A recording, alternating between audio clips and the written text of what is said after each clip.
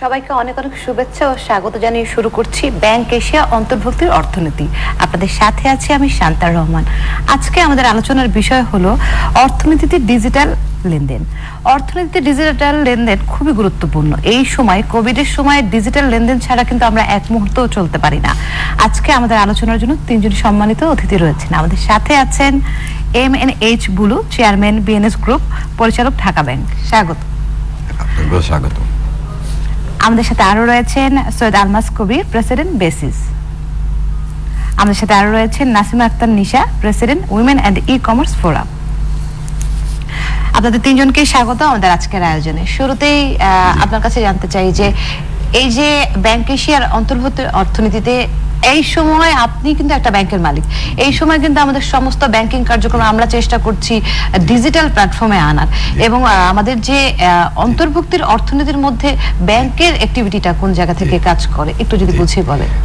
আপনাকে ধন্যবাদ এবং সকলকে ধন্যবাদ জানিয়ে শুরু করছে। অ্যাকচুয়ালি ডিজিটাল পদ্ধতি ছাড়া আর কোনো বিকল্প নেই। বিশেষ করে মাননীয় প্রধানমন্ত্রী আমাদেরকে ডিজিটাল বাংলাদেশ উপহার দিয়েছেন, আর আমাদেরও দায়িত্ব পড়ে এখন ডিজিটালি সবকিছু করতে হবে। এখন ধরুন আজকে প্রায় 9 মাস অতিবাহিত হচ্ছে করোনা ভাইরাস আমাদের দেশে।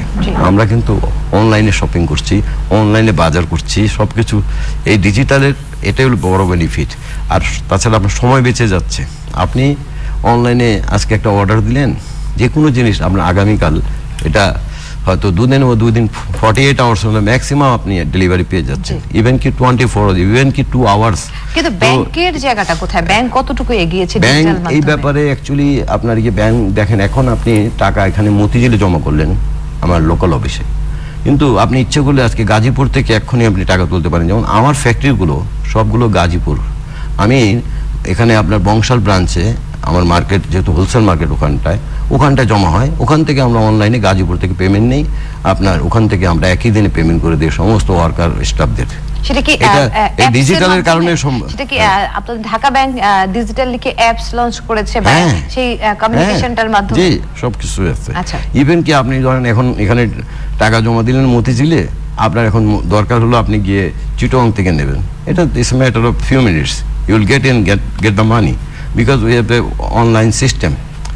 আজকাল তো ধরেন আমরা সুইফটের মাধ্যমে এলসি পাঠাচ্ছি, লেটার অফ ক্রেডিটটাও পাঠাচ্ছি ডিজিটাল পদ্ধতিতে, এখন কিন্তু আমরা সুইফট কোডের মাধ্যমে ডিজিটাল ব্যাংকিং বলতে যেটা বুঝি, এবং বিকাশ, নগদ, এই ব্যাংকিং কার্যক্রমগুলো কিন্তু খুব জনপ্রিয় এই সময় হয়েছে, এবং এটা খুব এসেনশিয়াল, আর আলটিমেটলি এটাই টিকে থাকবে ফরএভার। কিন্তু হয়তো আরো ইমপ্রুভমেন্ট করা দরকার, এবং আমরাও ইনশাআল্লাহ আরো চেষ্টা করব মাননীয় প্রধানমন্ত্রীর সাথে আমাদের কাঁধে কাঁধ মিলিয়ে আমরাও চেষ্টা করব আরো ডিজিটালাইজ কিভাবে করা যায়, আরো মডার্নাইজ কিভাবে করা যায়, জনগণকে কিভাবে আমরা আরো সেবা দিতে পারি, কিভাবে আরো জনগণের কাছাকাছি যেতে পারি। অন্তত আপনি আজকে দেখেন ইলেকট্রিসিটি বিলটা আপনি অনলাইনে পেমেন্ট করছেন ম্যাডাম, আপনাকে গিয়ে আর ব্যাংকে লাইন দিয়ে কিউ দিয়ে পেমেন্ট করতে হচ্ছে না। এটা তো ডিজিটালের একটা সুফল, তাই না? আলমাস কবির, আপনার কাছ থেকে জানি যে আমরা কিন্তু একটু আগে আলোচনা করছিলাম অফ দ্য রেকর্ড যে প্রায় প্রতিদিন 2000 কোটি টাকার বেশি লেনদেন হচ্ছে ডিজিটাল মাধ্যমে। তো সেইখানে আমরা কিন্তু ইনসিকিউরিটিটা কিন্তু থেকেই যায়। সিকিউরিটি আমরা ভেবে দিচ্ছি, অনেক সময় একজনের টাকা আরেকজনের কাছে চলে যায়। বড় ডেলিভারির ক্ষেত্রে ব্যবসায়ীরা ইনসিকিউর ফিল করে। এই জায়গা থেকে বের হওয়ার উপায় কি, বা কি আমরা সামনে চিন্তা করতে পারি? না, এখানে মানে যেটা হচ্ছে যে আপনি যখন ক্যাশ লেনদেন করেন তখনও কিন্তু আপনাকে সাবধানে থাকতে হয়। আপনি যখন ব্যাংকে গিয়ে যখন ক্যাশ তোলেন, আপনি কিন্তু ওই কাউন্টারে বসে গুনে তারপরে কিন্তু কাউন্টার ত্যাগ করেন। সো আপনার যেমন ক্যাশ লেনদেনের বেলায় যে ধরনের সিকিউরিটি বা যে ধরনের আপনাকে সাবধানতা অবলম্বন করতে হয়, ডিজিটাল ট্রানজাকশনেও আপনাকে সিমিলার সাবধানতা অবলম্বন করতে হবে। আপনি যখন একটা হয়তো বিকাশ করছেন বা রকেটের মাধ্যমে বা নগরের মাধ্যমে পাঠাচ্ছেন, সেই ফোন নাম্বারটা যে টাইপ করছেন ঠিক মতো টাইপ করলেন কিনা, হয়তো দুবার চেক করলেন। সো এই ধরনের কিছু অভ্যেস যদি আমরা একবার করে ফেলতে পারি, তাহলে কিন্তু এই সমস্যাটা আপনি যেটা বললেন যে ভুল করে অন্য জায়গায় চলে যাচ্ছে, এটা হবে না। তবে এটা ঠিক যে আমি একই সাথে বলবো, যারা মোবাইল ফাইন্যান্সিয়াল সার্ভিসেস অথবা ডিজিটাল ফাইন্যান্সিয়াল সার্ভিসেস অফার করছেন, তাদেরকে কিন্তু তাদের সিস্টেমটাকে সিকিউর রাখতে হবে। কারণ আমরা জানি যে হ্যাকাররা কিন্তু সবসময় সুযোগ খোঁজে যে কোনোভাবে সিস্টেমের মধ্যে ঢুকে টাকা পয়সা হাতিয়ে নেওয়া, এগুলো আমরা অতীতেও দেখেছি বিভিন্ন সময়। সো সেই সব ব্যাপারে, এবং এটা কিন্তু মানে যারা করে তারা কিন্তু যথেষ্ট একটু এক্সপার্ট। যদি অ্যাড করতে চাই যে বেসিস সেখানে কি কোনো ট্রেনিং দিচ্ছে কিনা, সিকিউরড ভাবে লেনদেন করা যায় কিনা, কারণ আমরা কিন্তু ডিজিটাল প্ল্যাটফর্মে বলতে গেলে গত 4-5 বছর ধরে ইউজ টু হচ্ছি, সেখানে বেসিসের কোনো অ্যাক্টিভিটি আছে কিনা, যে ট্রেনিং এর ব্যবস্থা কিছু করা যায় কিনা? জি, আমরা সাইবার সিকিউরিটি নিয়ে ট্রেনিং দিচ্ছি।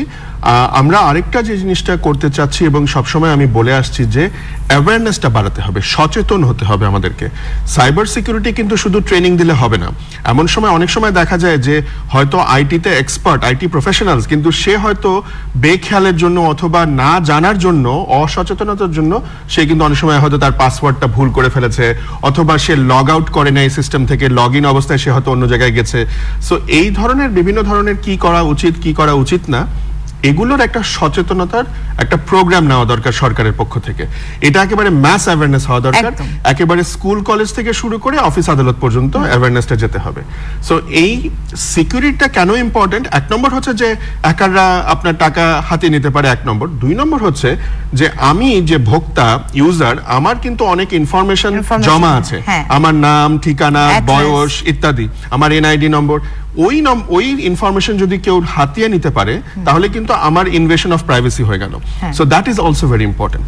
সো আমি বলবো যে যারা ইউজ করছেন তাদেরকে যেমন সাবধান হতে হবে, যারা সার্ভিস প্রোভাইড করছেন তাদেরকেও এই ধরনের সব ব্যবস্থা রাখতে হবে যে আমার সিস্টেমটা সম্পূর্ণ সিকিউরড এবং এটা সবসময় আপ টু ডেট রাখতে হবে। আচ্ছা, অনেক ধন্যবাদ। নাসিমা আক্তার নিশা, যদি আপনার কাছে জানতে চাই যে 2000 কোটি টাকার বেশি তো লেনদেন হচ্ছে, আপনি তো উইর প্রেসিডেন্ট হিসাবে আছেন, এখানে কিন্তু নারী উদ্যোক্তাদের সংখ্যা অনেক বেশি, সেখানে মেয়েদের কিন্তু এই যে প্রাইভেসির ব্যাপার এবং এই যে লেনদেন করার যে প্রক্রিয়াটা রয়েছে, সেখানে আপনারা কোনো ট্রেনিং দিচ্ছেন কিনা উই থেকে, এবং আপনারা কোনো সুযোগ সুবিধা দিচ্ছেন কিনা, বা ব্যাংকের সাথে এই যে অর্থনীতির অন্তর্ভুক্তিতে কিভাবে কন্ট্রিবিউশন করছে সেই জিনিসটা একটু যদি বলেন।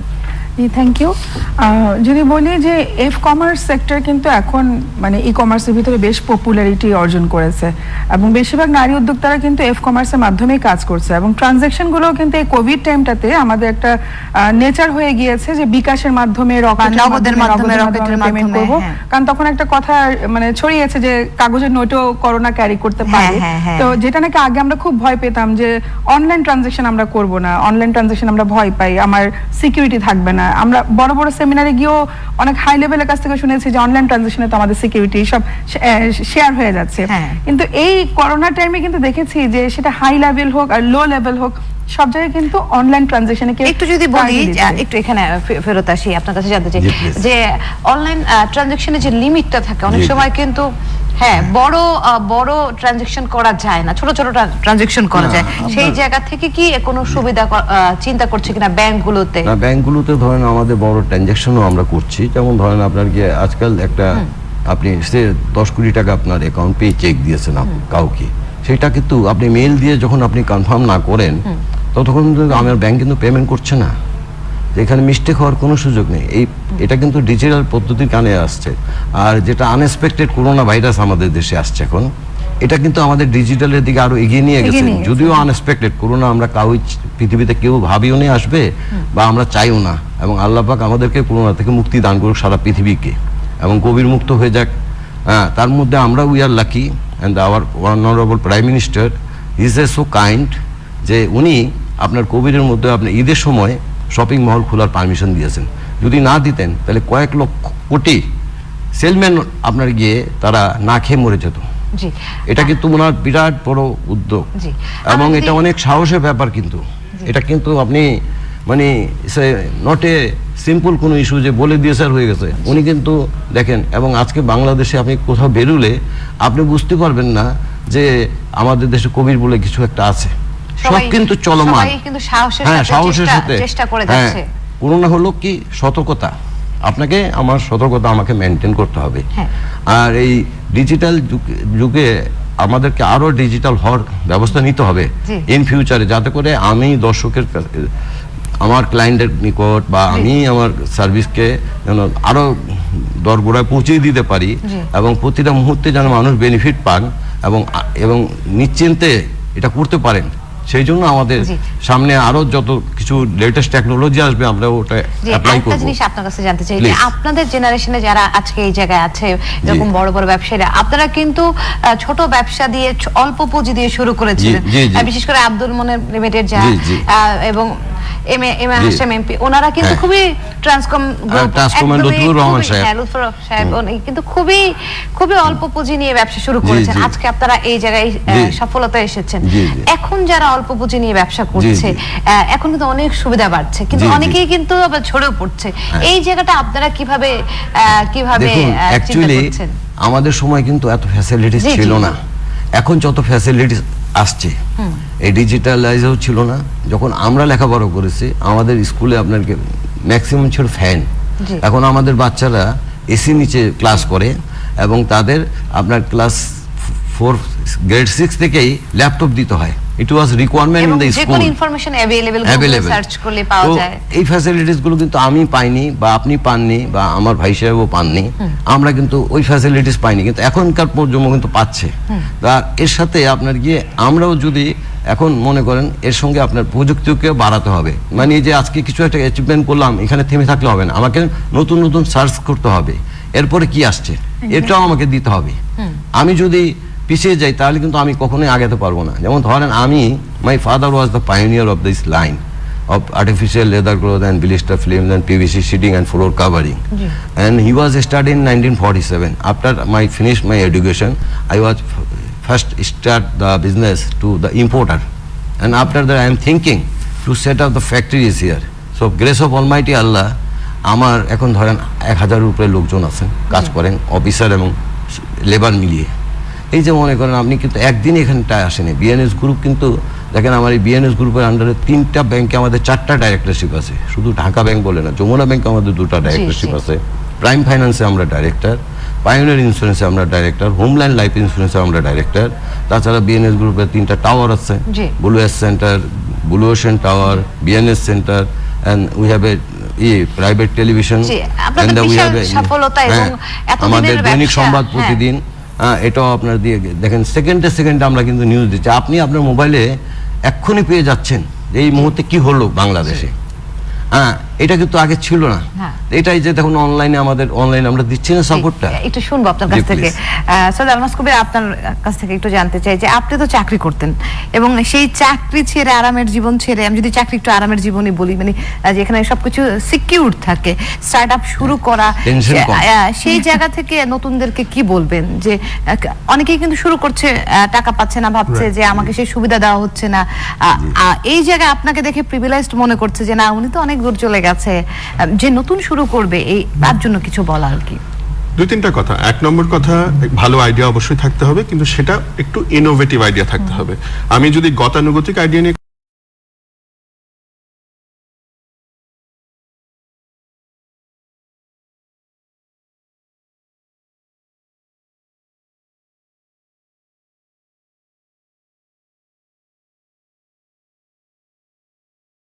and 3 to 5 years একটা বিজনেস প্ল্যান থাকতে হবে।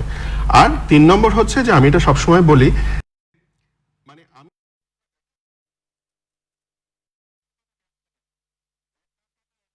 ফাইন্যান্সে ভালো, সো আমি যদি একটা গ্রুপ টিম হিসাবে কাজ করি তাহলে কিন্তু আমার সাকসেসের প্রবাবিলিটি অনেক বেড়ে যায়।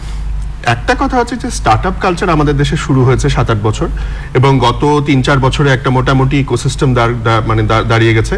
এখন অনেক এঞ্জেল ইনভেস্টর আছে, ভিসি আছে যারা ভার্চুয়াল মানে ভেঞ্চার ক্যাপিটাল দেয়, সরকারের একটা প্রকল্প আছে ইএসএফ নামে, এন্টারপ্রেনিউরিয়াল সাপোর্ট ফান্ড।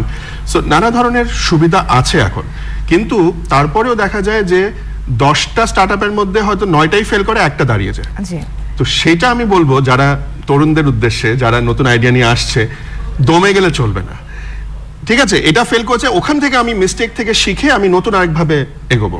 সো এই জিনিসটা কিন্তু খুব দরকার। একবারে দমে গেলে এটা হবে না। আবার একটা জিনিস নিয়ে আমি যদি বছরের পর বছর লিঙ্গার করতে থাকি সেটাও উচিত না। যদি 2 থেকে 3 বছরের মধ্যে সেটা সাকসেসফুল না হয় তার মানে এটা হবে না। আচ্ছা, আমাকে নতুন আরেকটা কিছু নিয়ে এগোতে হবে, অথবা ওইটাকে আমাকে পিভট করে অন্য কিছু একটা তৈরি করতে হবে, ওটাকে অন্য দিকে ঘুরিয়ে নিতে হবে। একটা প্রশ্ন আছে, আমাদের একটা নতুন কালচার শুরু হয়েছে যেটা আমরা দেখছি যে একটা স্টার্টআপ রেডি করে একটা জায়গায় একটু শো আপ করে বা একটা পরিচিতি পেয়ে সেটা আবার বাইরে সেল করে দেওয়া। হ্যাঁ, এটা তো আপনি জানেন, আপনি একটু যদি বলেন যে এই কালচারটাকে আমাদের জন্য হেলদি হচ্ছে কিনা। ইটস ভেরি হেলদি অ্যাকচুয়ালি, এটাই শুড বি। মানে পৃথিবীতে যত বড় বড় যেগুলো আমরা শুনি, মনে করেন hotmail.com, এটা দিয়ে অ্যাকচুয়ালি শুরু হয়েছিল। সাবির ভাটিয়া বলে এক ইন্ডিয়ান, সে কিন্তু শুরু করেছিল সিলিকন ভ্যালিতে, পরে এটা মাইক্রোসফটের কাছে $400 মিলিয়ন দিয়ে বিক্রি করেছিল, আজ থেকে প্রায় 20 বছর আগের কথা। সো স্টার্টআপ কালচারটাই এরকম। আমাদের দেশে যেটা হয়, আমরা তো একটু ইমোশনাল জাতি, আমরা না মনে করি যে না এটা তো আমার, এটা আমি ছাড়বো না, অনেক হয়তো আমার ইনভেস্টমেন্ট দরকার, আমি ইনভেস্টমেন্ট পাচ্ছি কিন্তু আমি শেয়ার কাউকে দিব না। এটা এইভাবে চিন্তা করলে হবে না। মার্জার এন্ড অ্যাকুইজিশন বলে M&A, M&A it's a very common thing আপনার পাশ্চাত্য দেশে, ওয়াল স্ট্রিটে। এগুলো আমাদেরকে ওইভাবে ওপেন হতে হবে। আমি ইনভেস্টমেন্ট যদি পাই, আমি শেয়ার ছাড়তে রাজি আছি, কিন্তু ভালো ইনভেস্টর থাকতে হবে। সো এই আপনি যেটা বললেন যে মানে নতুন ইনভেস্টর নিয়ে বা সেটাকে বিক্রি করে দেওয়া, এটা ভালো আইডিয়া, কিন্তু তার আগে নিজেকে আসলে সলিড একটা জায়গায় দাঁড়াতে হবে, আমার মাটিটাকে শক্ত করতে হবে। আমি ওই শুধু হাওয়ার উপরে মানে ওভাবে তো আসলে হবে না। ওভাবে আসলে যারা ইনভেস্টর তারা কিন্তু যথেষ্ট ডিউ ডিলিজেন্স করবে, তারা কিন্তু বুঝে যাবে যে আপনি কি ফ্রড করছেন না ফ্রড করছেন না। সো মানে ওই যে মানে একটা সলিড একটা ফাউন্ডেশন থাকতে হবে। অনেক ধন্যবাদ। নিশা, আপনার কাছ থেকে যদি জানি যে ওমেন এন্টারপ্রেনার নিয়ে আপনি নিজে কাজ করছেন, আপনি নিজে একজন উদ্যোক্তা, এই যে নারী উদ্যোক্তাদের একটা ব্যাপার দেখা যায় যে সবাই একই টাইপের প্রোডাক্ট নিয়ে কাজ করতে খুব আগ্রহী, কিন্তু উইতে নতুন নতুন প্রোডাক্ট দেখা যায়, আমি নিজে ফলো করি।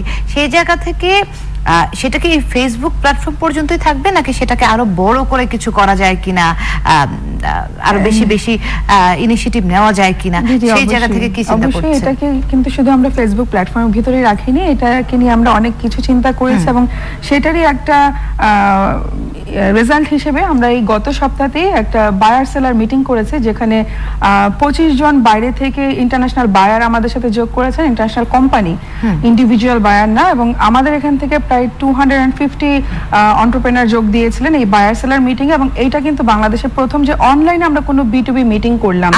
এবং 3 দিন ব্যাপী এই মিটিং গুলো হলো, এবং আমি আমাদের উদ্যোক্তাদেরকে শিখিয়েছিলাম যে বায়ার সেলার মিটিং এ তোমরা প্রেজেন্টেশন স্কিলটা তোমাদের ভালো হবে, পিচিং স্কিলটা ভালো হবে, তোমরা হ্যান্ডেল করবা কিভাবে ইন্টারন্যাশনাল বায়ার সেটা শিখবে, কিন্তু ডোন্ট এক্সপেক্ট যে তোমরা এখান থেকে কোনো অর্ডার পাবে।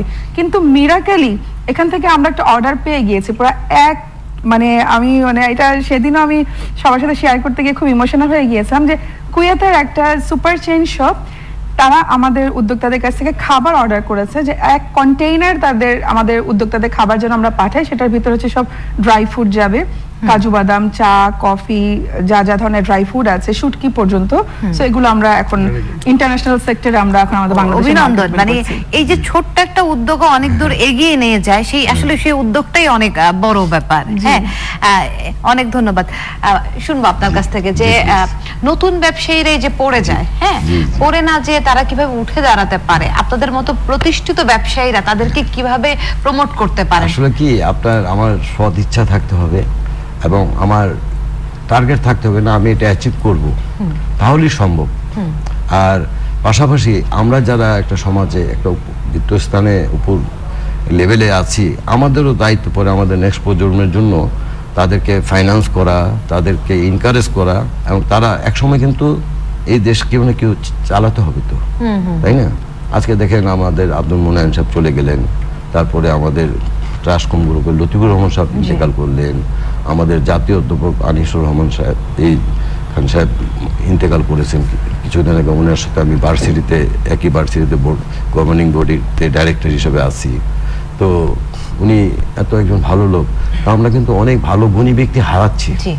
তো এখন যদি এখান থেকে আমরা এগিয়ে নিয়ে আসতে পারি, তাহলে দেশটা তো কেউ না কেউ চালাতে হবে, এটা তো আর কোনো রোবটে চালাবে না। তো রোবটে ধরেন আপনার বিদেশে কি দেখেছি, মার্সিডিজ কোম্পানিতে ভিজিট করতে গিয়েছে, ওরা রোবটে আপনার কি বডি লাগাচ্ছে, ড্যাশবোর্ড লাগাচ্ছে, তারপরে আপনার পেইন্টটাও রোবট হচ্ছে, সবকিছু। আমরাও ইনশাল্লাহ ধরেন অনেক দূর এগিয়ে গেছি আমরা, এবং আমরা মনে হয় ইনশাল্লাহ আমাদের লক্ষ্যে পৌঁছবো ইনশাল্লাহ। এবং এই জন্য আমাদের সবচেয়ে বড় সাহস কি জানেন, আমাদের মাননীয় প্রধানমন্ত্রী, উনি কিন্তু আমাদেরকে প্রতিটা নিয়তই এনকারেজ করে যাচ্ছেন যে তোমরা এগিয়ে যাও, আমি তোমাদেরকে যত ধরনের সাপোর্ট দেওয়া দরকার দেবো। এখন দেখেন আমাদের বোর্ড মিটিং গুলো কি হচ্ছে, ভার্চুয়াল বোর্ড মিটিং হচ্ছে, আমার ইউনিভার্সিটি এজিএম গুলো ভার্চুয়ালি হচ্ছে, আপনি তো সবই দেখছেন। এটা তো ডিজিটাল পদ্ধতিরই একটা প্রতিফলন কিন্তু। যদি আমরা এটা না করতাম গত 10 বছর আগে, তাইলে এই যে করোনা এফেক্টে কিন্তু আমরা সব গর্ববন্দী হয়ে আমি থাকতাম। যদি আরেকটা জিনিস জানতে চাই আপনার কাছে, এই জি, যে please। আমাদের এখন অর্থনীতির অন্তর্ভুক্তি কিন্তু অনেক কিছু হচ্ছে, যে আজকে আমরা যে প্রতিবারই আলোচনা করি যে আমাদের অর্থনীতিতে একদম প্রত্যন্ত গ্রামের কৃষক থেকে শুরু করে কিন্তু অর্থনীতিতে যে কন্ট্রিবিউশনটা রাখছে, অন্তর্ভুক্তির জায়গাটা তারা তৈরি করছে, সেই জায়গায় আপনার প্রতিষ্ঠানের বা আপনাদের কন্ট্রিবিউশনটা এটা হলো কি কি একটা আছে? Chain work. যেখানে আপনার একটা কৃষক যদি উনি ওনার সবজিটা না পাঠায়, আমি হয়তো ধরেন যদি আমার হোটেলের বিজনেস থাকে, আমি যদি সবজির দোকান থেকে না পাই, তাহলে কিন্তু আমি আমার হোটেলটা চালাতে পারবো না। এটা হচ্ছে টিম ওয়ার্ক। যে একটু আগে ভাই সাহেব বললেন যে কি আমাদেরকে একটা টিম ওয়ার্ক করতে হবে এবং গ্রুপ করে আমাদেরকে কাজ করতে হবে। সব মিলিয়ে একক পক্ষে কিছু করা সম্ভব না। আপনার ইউনিটের সঙ্গে আপনার সমস্ত টিম ওয়ার্ক থাকতে হবে। আজকে দেখেন চ্যানেল আই বাংলাদেশের 1 নম্বর চ্যানেল। কারণটা কি? তাদের মধ্যে বন্ডিং আছে, তাদের মধ্যে আন্তরিকতা আছে, এন্ড দে নো এভরিথিং, এবং তারা কিন্তু সময়ের সাথে চলেন। অনেক ধন্যবাদ। হ্যাঁ, অনেক সময়ের সাথে চলে। হ্যাঁ, না, এটা অ্যাপ্রিশিয়েট করার মতো, এখানে কিছু নেই। এবং বিশেষ করে আমি আমাদের সাগর ভাইকে খুব ব্যক্তিগতভাবে চিনি, ওনার সাথে আমি বিভিন্ন ব্যবসার সাথে জড়িত। Is a very wonderful person, he is a creative person. সময়ের সাথে আপনি দেখবেন, হ্যাঁ, আজকে দেখেন আপনি তাকে অন্য অনেক টেলিভিশন আছে, কিন্তু চ্যানেলের সাথে তো কেউ আজকে one of the best television. Is the best television. আপনি দেখেন টিআরবি তে যান, is the you are number 1। এটা হয়েছে কেন? এটা হলো আপনাদের আন্তরিকতা এবং এই ডিজিটাল ফরম্যাটের সাথে সময়ের সাথে আপনারা আছেন। এখন সময়ের জন্য দরকার এখন আমার এই ধরনের একটা নাটক, আমি সেটা না করে আমি একটা ওই পুরনো আমলের একটা চালালাম, যেটার সাথে কোনো মিনিং নেই। আমাকে যুগের সাথে তাল মিলিয়ে চলতে হবে সবকিছুর সাথে। অনেক ধন্যবাদ। শুনবো আপনার কাছ থেকে। অনেক ধন্যবাদ। সৈয়দ আলমাস কবির, আপনার কাছে জানতে চাই যে এখন পর্যন্ত যে অর্থনীতির অন্তর্ভুক্তির যে সাপ্লাই চেইন ম্যানেজমেন্টটা আছে, যে একদম রুট লেভেল থেকে একদম যে বায়ার থাকবে তার হাতে ওভারঅল ম্যানেজমেন্টটাকে কানেক্ট করার কিন্তু আমরা এখনো ঠিকমতো করতে পারছি না। অনেকগুলো এজেন্ট ব্যাংক কাজ করছে, কিন্তু কোথাও না কোথাও এখন পর্যন্ত সেই কমপ্লিট জিনিসটা নাই। আপনি যদি মনে করেন এটা নাই, হয়তো এখনো পুরোপুরি হয়নি, কিন্তু অনেক দূর হয়েছে। এবং স্পেশালি গত 9 মাসের যে লকডাউনের সময় আমরা দেখেছি যে কৃষকরা কিন্তু সরাসরি টেকনোলজি ব্যবহার করে অনলাইনে তাদের জিনিসপত্র বিক্রি করেছে টু দ্য কনজিউমার, একেবারে ভোক্তার কাছে। মধ্যস্বত্ব ভোগীকে তারা মানে বাদ দিয়ে কিন্তু এটা করতে পেরেছে, এবং সেই জন্য তাদের প্রফিটও কিন্তু বেড়েছে। সো এটা আমার মনে হয় শুরু যেহেতু হয়েছে, এটা কিন্তু আরো বাড়তে থাকবে এবং এটা চল হবে। এজেন্ট ব্যাংকিংটা আমি বলবো এটাও কিন্তু একটা খুব ভালো আমাদের মতো দেশের জন্য, কারণ ব্যাংকগুলো হয়তো একেবারে রিমোট গ্রামগুলোতে অর্থনীতি থেকে একটা আলাদা, রাইট, সেখানে তাদের ব্রাঞ্চ হয়তো করা সম্ভব না, কিন্তু একটা এজেন্ট নিয়োগ করে সেই এজেন্ট একটা ল্যাপটপ দিয়ে অথবা একটা পস মেশিন বা একটা ট্যাবলেট দিয়ে তারা কিন্তু বসে বসে লেনদেন করছে। এবং এইখান থেকে কিন্তু এখন পর্যন্ত আমার জানা মতে 5,000 থেকে প্রায় 6,000 কোটি টাকার মতো টাকা কিন্তু জমা এসছে শুধু এজেন্ট ব্যাংকিং এর মাধ্যমে। So it's a wonderful effort. আর ফাইন্যান্সিয়ালি ইনক্লুশন হয়েছে কিন্তু এমএফএস দিয়ে। আমরা বিকাশ, নগদ, রকেটে এগুলোর যে আমরা দেখেছি। আমি শুধু একটা কথা বলবো, আমি জানি সময়ের শেষের দিকে, সেটা হচ্ছে একটা রেকমেন্ডেশন যে ডিজিটাল, আমরা যদি ক্যাশলেস সোসাইটির দিকে এগোতে চাই, ডিজিটাল ট্রানজাকশনের কোনো বিকল্প নাই, সেটাকে আমাদের উৎসাহিত করতে হবে। আমরা দেখেছি যে এই প্যান্ডেমিকের সময় এই ট্রানজাকশনটা বেড়ে, আগে যেটা 15% মতো হতো, এটা বেড়ে প্রায় 30% মানুষ ক্রেডিট কার্ড এবং এমএফএস ইউজ করছে অনলাইনে। জি, একটু অ্যাড করি, সেইখানে ব্যাংকের কি আর একটু ভূমিকা নেওয়া যেতে পারে? ব্যাংক যদি ক্রেডিট কার্ড গুলো মানে ইয়ারলি চার্জ ফ্রি দেয়, আরো বেশি এক্সেস দিয়ে দেয়, অ্যাকচুয়ালি আমাদের উচিত হলো আপনার ক্রেডিট কার্ডে যে আমরা কমিশনটা নিচ্ছি এটা রিডিউস করা, মানে জিরো টলারেন্সে চলে আসা উচিত। কারণ তাহলে হবে কি, আরো আমাদের কনজিউমার বাড়বে এবং আমরা আরো কাস্টমার পাবো এবং আমাদের ক্রেডিট কার্ডের সচলতা। এখন ধরেন আপনি 5 লক্ষ টাকা নিয়ে ক্যারি করে, আগে কি করতেন, আপনি ব্যাগে করে টাকাটা নিয়ে যেতেন, এখন ক্রেডিট কার্ড দিয়ে আপনি শপিং করে চলে আসছেন। এই দেখেন ডিজিটাল পদ্ধতির আরেকটা আপনাকে বেনিফিট আমি শোনাচ্ছি। যেমন আমার public limited company pioneer insurance কোম্পানিতে আমি একজন ডাইরেক্টর। ওখানে পাইওনিয়ার ইন্স্যুরেন্স কোম্পানিতে আমরা আজকে কয়েক বছর থেকে ডিভিডেন্ড দিচ্ছি আপনার গিয়ে, মানে আপনার গিয়ে অনলাইনে, মানে সবার অটো চলে যাচ্ছে আপনার অ্যাকাউন্টে, ওনার অ্যাকাউন্টে, সারা বাংলাদেশে মনে করেন কয়েক লক্ষ শেয়ার হোল্ডার আমাদের, সবার অ্যাকাউন্টে কিন্তু অটো আপনার গিয়ে ওই আরটিজিএস করে পেমেন্ট করে দিচ্ছি। হ্যাঁ, কাউকে এখন আর ওই করতে হয় না। যেমন আমার অস্ট্রেলিয়ান ইন্টারন্যাশনাল স্কুল, আমার ডিভিডেন্ড গুলো কিভাবে আসে, আপনার অটোমেটিকলি আমার অ্যাকাউন্টে ক্রেডিট করে দেয় ওই আপনার সার্ভারের মাধ্যমে। এটা হলো ডিজিটালের একটা সুফল। কিন্তু নিশা, আপনার কাছ থেকে একটু জানতে চাই। আমি একটা এটা একটু শেষ করিনি, সরি। সেটা হচ্ছে যে প্রণোদনা দিতে হবে সরকারের কাছ থেকে। আমি একটা খুব স্ট্রংলি যেটা বলতে চাচ্ছি, সরকার যদি একটা আগামী 3 থেকে 5 বছরের জন্য ক্যাশব্যাক দেয়, 5% ক্যাশব্যাক, যেটা 2.5% পাবে হচ্ছে বিক্রেতা এবং 2.5% পাবে ক্রেতা, তাহলে তারা কিন্তু অনলাইনে বা ক্রেডিট কার্ডের মাধ্যমে ট্রানজাকশন করতে উৎসাহিত হবে। সে জানে যে আমি যদি করি ট্রানজাকশন, আমি কিন্তু 2.5% মানে ক্যাশব্যাক পাচ্ছি। আর বিক্রেতাও তখন ডিজিটাল ট্রানজাকশনে উৎসাহিত হবে পেমেন্ট অ্যাকসেপ্ট করতে। সো এইটা সরকারের কিন্তু আমার মনে হয় চিন্তা করা দরকার, যে একটা প্রণোদনা যদি দেওয়া যায় 5% ক্যাশব্যাকের, তাহলে অ্যাটলিস্ট একটা টাইম পিরিয়ডের জন্য, তাহলে কিন্তু ডিজিটাল ট্রানজাকশন অনেক বেশি উৎসাহিত হবে। জি, অনেক ধন্যবাদ। নিশা, আপনার কাছ থেকে জানতে চাই যে এই সময় দেখা যায় গ্রামীণ অর্থনীতি থেকে একটা বিশাল ভূমিকা কিন্তু উই রেখেছে, কারণ আমি আগেও বলেছি যে ঢাকার বাইরে বা মফস্বলে প্রচুর মানুষ উইতে জয়েন করেছে এবং একদম গ্রামীণ যে আমাদের পুরনো ঐতিহ্যের অনেক কিছু আপনাদের উই এবং ই কমার্স প্ল্যাটফর্মে বিক্রি হচ্ছে, কেউ কিনছে, একটা বিশাল প্ল্যাটফর্ম। সেই জায়গা থেকে যদি আমি ডিজিটাল লেনদেনের জায়গায় একটু বলি, একজন উদ্যোক্তা যদি সে একটু ব্যবসায় টাকা নিতে চায়, লোন নিতে চায়, সেইখানে আপনারা কোনো কাজ করে দিচ্ছে কিনা, ব্যাংকের সাথে কোনো অ্যাকুইজিশন করছেন কিনা, কোলাবোরেশন করছেন কিনা, সেটা খুবই গুরুত্বপূর্ণ। চমৎকার একটা কোশ্চেন করেছেন, এখানে একজন ব্যাংকার আছে অবশ্য। তো আমরা কয়েকটা ব্যাংকের সাথে কথা বলছি, তো কয়েকটা ব্যাংকই মোটামুটি অনেক উৎসাহ দেখিয়েছেন আমাদের এই উদ্যোক্তাদেরকে এই সাপোর্টটা দেওয়ার জন্য। তো আমরা চেষ্টা করছি যে যতটুকু কম প্রসেসিং এ যেন আমাদের উদ্যোক্তারা লোন অ্যাপ্লাই করতে পারে, সেই জায়গাটা একটুখানি আরো ইজি করার জন্য, পাশাপাশি যেন শুধুমাত্র ন্যাশনাল ক্রেডিট কার্ড দিয়ে সে পায়, কারণ তাদের তো অ্যাকচুয়ালি কোনো ব্যাংক অ্যাকাউন্ট নেই, কোনো 6 মাসের ট্রানজাকশন তারা শো করতে পারবে না। তো সেই জায়গাটা কিভাবে আরো বেশি ফ্রি করা যায় আমাদের উদ্যোক্তাদেরকে, সেই জায়গাটা নিয়ে আমি কয়েকটা ব্যাংকের সাথে কথা বলেছি এবং তারা অনেক পজিটিভ। আশা করছি আমরা জানুয়ারিতে 3টা ব্যাংকের সাথে এগ্রিমেন্টে যেতে পারবো এবং তার মাধ্যমে আমাদের উদ্যোক্তারা। আপনারা বেসিসের সাথে কোনো কোলাবোরেশনে যাচ্ছেন না কেন, যে আপনাদের যারা উদ্যোক্তা আছে তাদেরকে ফ্রি কোনো ট্রেনিং করা, সিকিউরিটি নিয়ে ডিজিটাল লেনদেন আরো সহজভাবে করা যায় কিনা? আমরা করছি, সেই কোলাবোরেশন আছে কিনা? অলরেডি কথা হয়েছে এবং আমরা সামনে আমাদের অনেক ভবিষ্যৎ পরিকল্পনা আছে। এবং আমার মনে হয় যারা এফ কমার্স নিয়ে ক্ষুদ্র উদ্যোক্তা আছেন, তাদের জন্য একটা সহজ শর্তে যদি সফট লোনের ব্যবস্থা করা যায়, সেটা খুব ভালো হবে এবং এটা সরকার থেকেই করা উচিত। আর যারা মহিলা উদ্যোক্তা আছেন, তাদের জন্য আমি আবার একটা মানে দাবি জানাচ্ছি যে 10 বছরের একটা ট্যাক্স হলিডে ঘোষণা করা উচিত মহিলা উদ্যোক্তাদের জন্য।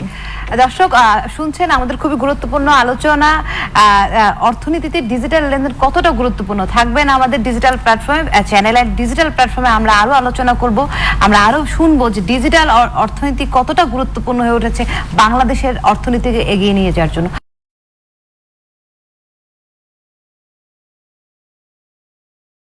এটা হবে 10-15 মিনিট 10।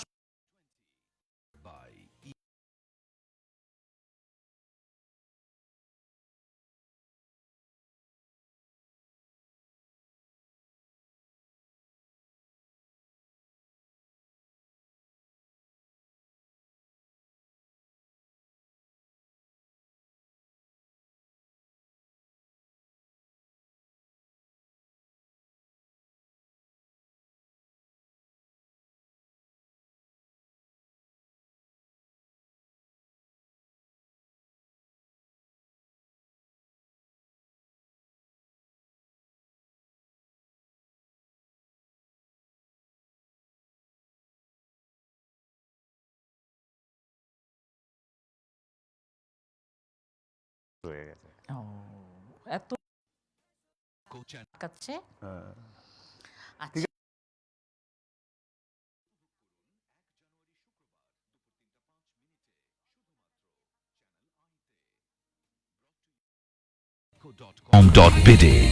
হলো যে আমি ঢাকা বিশ্ববিদ্যালয়ে